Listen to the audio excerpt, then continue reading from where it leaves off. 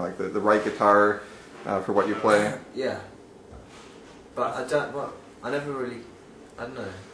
I was so excited to get my first guitar that in retrospect I was like, wow, what a piece of shit. But I think you have to. But it's like your first guitar. It was like a $50 guitar, and to me it was like the best thing ever. And that was about when you were 18? I was 14. 14, okay. Yeah, and I just really, really loved it, and I was so excited to the point that when I took it home, I took it apart and put it back together again, which is the worst thing you could ever do. And it never works. It completely ruins it. But I was like, out. you know, I was so excited. I was like, I want to work out how this works, and blah blah blah blah. And then you get your next one, and I think the next one I got was Purple, which was a really bad moment in my life. And then I sold everything. Okay. Because I didn't have any money, and went to the pawn shop, and I needed to buy something else. And got rid of it all, and ended up, I was like, oh right, cool, I'm a guitarist, so I don't even have an instrument now. In fact, I kept one guitar because the pawn shop wouldn't buy it, they thought it was so crap. But yeah, I know you definitely try and back together. definitely try and error. And you're lucky, you know, it's like if you meet a lot of other musicians, you get to play their guitar or try their amp, or when we did our first record, we worked with this amazing producer called Joe Breesy, who engineered our record. He did all the Queen's record actually, and the Tool stuff. And he has this insane collection of beautiful guitar amps and guitars and pedals, and you know, it's like a sweet shop for guitarists.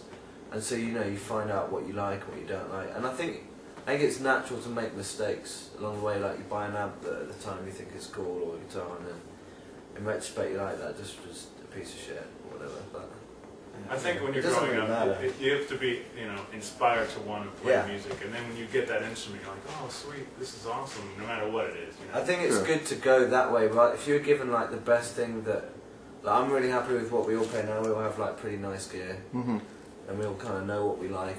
But if I'd been given that when I was 15, I think it'd be a massive mistake. You can't appreciate it. You wouldn't appreciate it. You'd want a purple guitar. Yeah, you'd want a purple guitar. Instead of your taste for the other Exactly. states. You'd be taking apart a new amp and be like, you know, electrocuting yourself. Yeah. For me, the hardest thing about all that stuff was if you get the gear and you play through an amp, and on a record it goes through a whole nother series of like weird controls, sounds and gizmos and stuff. So you kind of like, why doesn't it sound like that record? It's because that isn't actually the sound coming out of the amp. It's a whole nother bunch of stuff. So it's you kind of have to use your imagination a little bit, and you know. I think also physically playing an instrument when you're young and learning how to, you know, the mechanics work and your brain has to work it out. That at first can be like very difficult, but then you get a small step and you're like, oh, I got this chord or I got this beat, and then somebody goes, well, try this, and you get that, and then you know, just the first fuzz pedal is so exciting. It's just the best thing ever. But you don't feel that the better equipment tends to not give you better result, but sometimes quality. No, you know what? There's a great example, like Johnny Creamer from Radiohead. It's got one beautiful AC Vox amp, and then he's got this other little amp which was like his first amp, and it's like $100 amp. And on every record that you've ever heard Radiohead do, that amp is on it, and it sounds fucking awesome. Okay. But it's like he's just worked out how to make his sound out of that gear. It's like Tom Morello, Rage Against the Machine, he's had the same gear since day one. It's like an old Marshall head and a shitty PV cabinet, but it sounds great. It sounds amazing. It's his sound, and he's just being like, I'm going to make my sound work out of this stuff, rather than the other school of thought. You meet people who are just constantly searching for that sort of holy grail of sound and constantly buying amps, and that's more me. I'm trying to really get out of that. He's seeing a counsellor about it. Yeah. He's on the step. I mean, it's like it's so easy to fall into that, like, oh, but if I buy this one and then do this and this, it'll be the holy grail. And it's like, maybe it's just stick with one thing and make it work. It's more about honing a craft on a instrument. Like there are a lot of, an instrument. Sorry.